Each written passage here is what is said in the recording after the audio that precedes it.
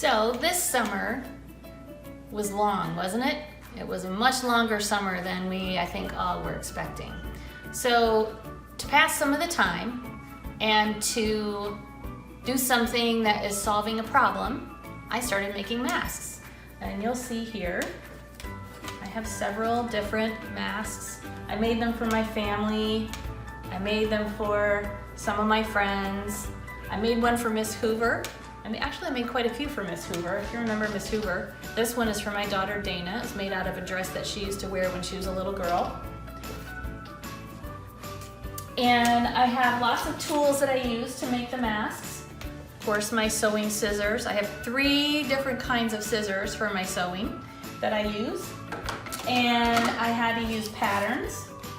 And you might notice that some of all of these things are different patterns for different size masks, because one thing I learned is that everybody's face is a different size. And so I had to use my measuring tape to measure people's faces to figure out what size mask they needed, because if I made one the same size that everybody needed, or if I made one the same mask, the same size, it wouldn't fit a lot of people. I know I learned that when I put a regular size mask on, I have a big nose and I have a long chin. And so when I put a regular size mask on, I can't talk. And you guys know I like to talk.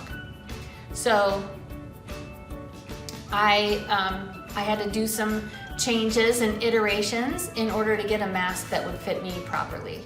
And I started making them for other people too, and I had to make some changes to the patterns for some of those people as well. Now, my daughter Dana, to keep herself busy and to do something interesting and new, she was making cakes. And so she learned about making cakes and then about decorating cakes, and she had some pretty epic fails, but she also had some really great successes.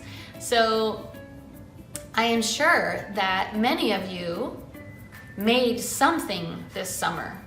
Did you make something out of cardboard? Did you make something with a crayon and some paper? Because this is virtual Makerspace, I'd like to see what you made at home this summer. So sometimes it's hard to remember all the things you did over this course of time that we haven't been at school, and you might have forgotten about something that you made or something that you learned. So just take a little time and think about some of the things you've been doing, and if you need some ideas, send me an email and I might be able to spark your interest a little bit. So looking forward to seeing what you show me.